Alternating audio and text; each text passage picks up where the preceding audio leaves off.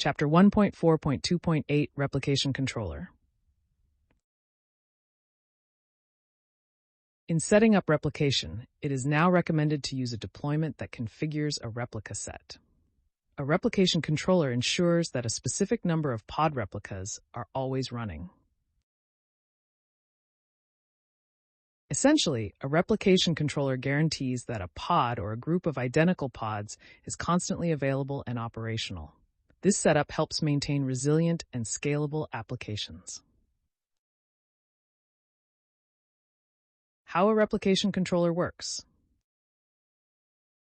The replication controller is a tool used in Kubernetes to automatically manage the number of pods running in a cluster. It terminates extra pods and starts more if needed. It ensures that pods are automatically replaced if they fail or are deleted. Even for applications that only require a single pod, using a replication controller is recommended. It is similar to a process supervisor, but works across multiple nodes, supervising multiple pods. The replication controller, abbreviated as RC, is commonly used in Kubernetes discussions and commands. It can be used for simple cases, such as running one instance of a pod indefinitely, or more complex cases, such as running multiple identical replicas of a service. Running an example replication controller. The given replication controller configuration sets up 3 Nginx web server copies. After running the example job using a provided command, the status of the replication controller can be checked to see that 3 pods have been created but are not yet running, likely due to the image being pulled. A subsequent check may show the pods running. To list all pods belonging to the replication controller in a machine-readable format, a specific command using the output JOMPath option can be used. Writing a replication controller manifest. A replication controller in Kubernetes requires the fields API version, kind, and metadata in its configuration. The name of the replication controller must be a valid DNS subdomain value and is used as the basis for naming the pods created by the controller. The name should follow stricter DNS label rules for compatibility. The .spec section of a replication controller includes a template for pods, specified in the .spec.template field. This template includes labels and a restart policy for the pods. The replication controller can have its own labels, set to match the template's labels by default. The .spec.selector field is a label selector that the replication controller uses to manage pods with matching labels. Multiple controllers with overlapping selectors should be avoided, as it can lead to unexpected behavior. The .spec.replicas field allows you to specify the number of pods that should run concurrently, with a default of 1 if not specified. The actual number of pods running may vary depending on factors like pod replacement or shutdown.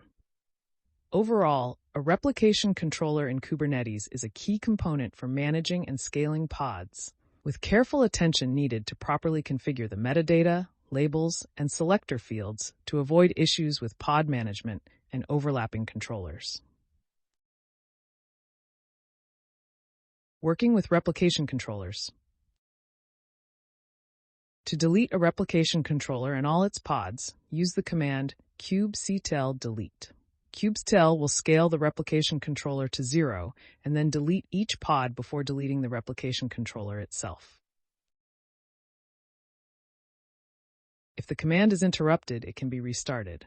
When using the REST API or client library, you need to explicitly scale replicas to 0, wait for pod deletions, and delete the replication controller.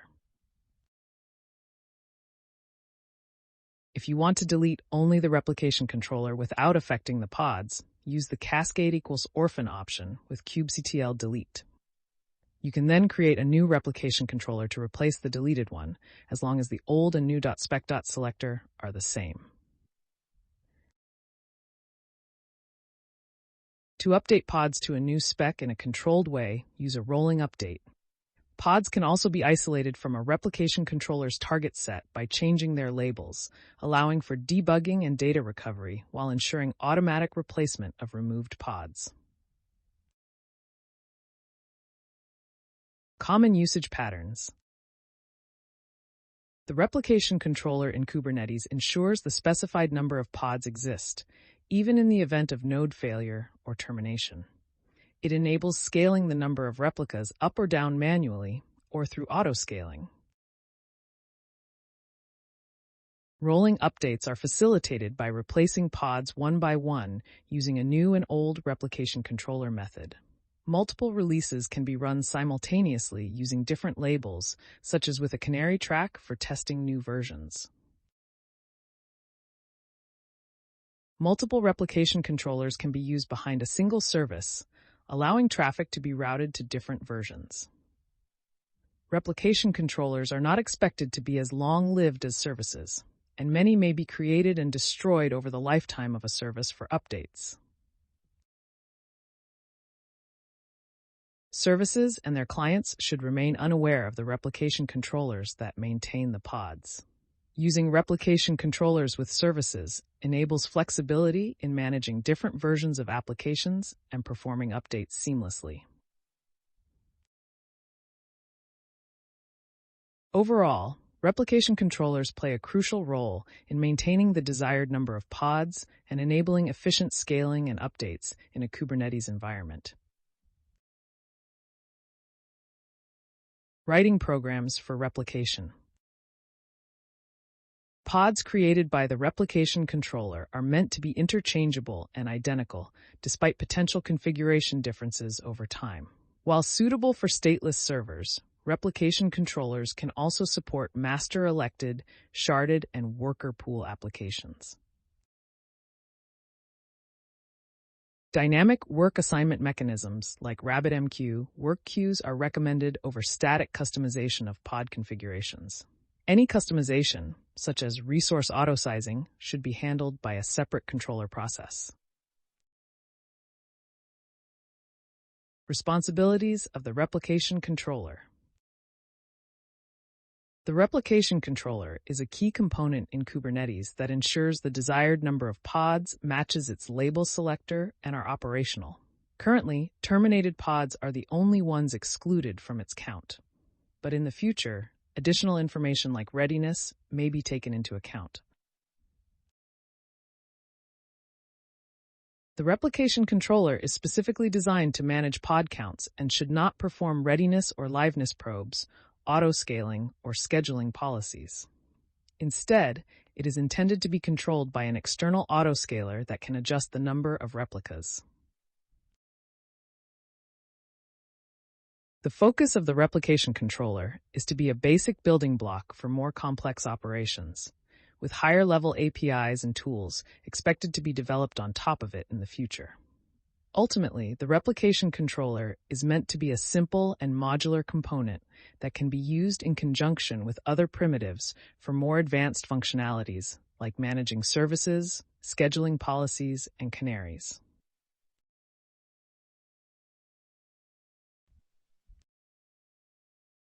The replication controller is a key resource in the Kubernetes REST API. Additional information on this API object can be accessed at the Replication Controller API object page. Alternatives to Replication Controller.